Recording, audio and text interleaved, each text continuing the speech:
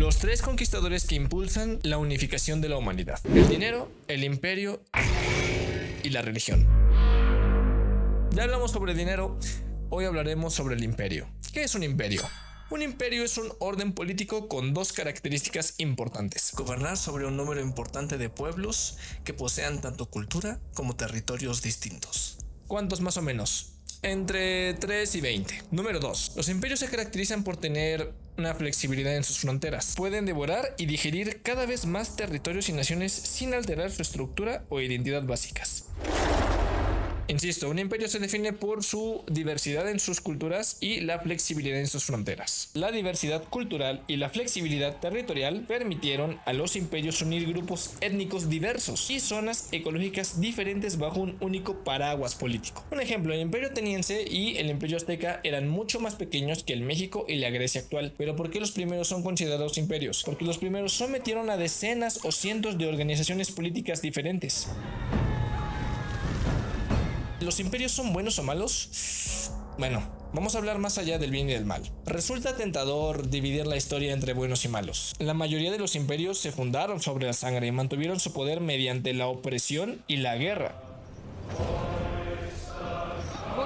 Pero la mayoría de las culturas actuales son herencias imperiales, y no hay cirugía académica o política que pueda sacar las herencias imperiales sin matar al paciente. Por ejemplo, nosotros, España, tuvo un impacto significativo en la sociedad, la cultura y la identidad de las poblaciones locales. Fusionó distintos grupos étnicos y culturales en América Latina, dando lugar a una mezcla de tradiciones, idiomas y costumbres que forman parte de la riqueza cultural del actual país en el que vivimos. Es fundamental aprender de la historia para no juzgar, no tener una perspectiva moralista de las cosas, sino comprender los acontecimientos pasados y sus consecuencias en el presente. Hablaremos en otro video del papel que tuvo la música en nuestro país en épocas coloniales y el cómo nos construimos una identidad con la música regional mexicana,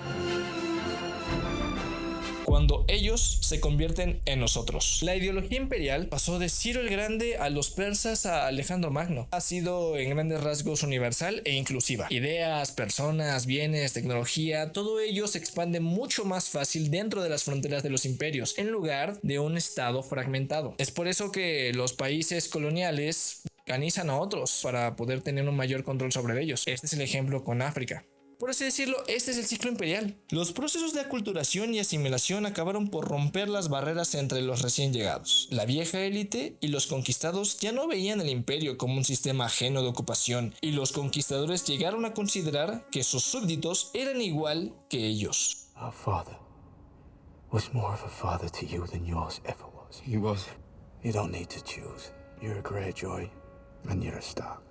Tanto gobernantes como gobernados acabaron por considerar que ellos eran nosotros finalmente. Durante siglos o incluso milenios, después de que el imperio se desplomara, continuaron hablando el lenguaje del imperio. Nuestro querido conjunto multifamiliar también tiene sus tradiciones. Viviendo bajo las leyes del imperio y creyendo en el dios de dicho imperio. Hermanos que vienen a ver a la Virgen con tanta devoción y con Actualmente el mundo sigue estando dividido en unos 200 estados soberanos, pero ninguno de ellos es independiente o individual o ajeno. Todos dependen unos de otros. Sus economías forman una única red global de comercio y finanzas. Más importante aún, los 200 estados comparten cada vez más los mismos problemas. Ninguna nación por sí sola puede detener el cambio climático o liberar una guerra atómica. Durante 2500 años desde Ciro el Grande, numerosos imperios prometieron construir un orden político universal para beneficio de todos los humanos.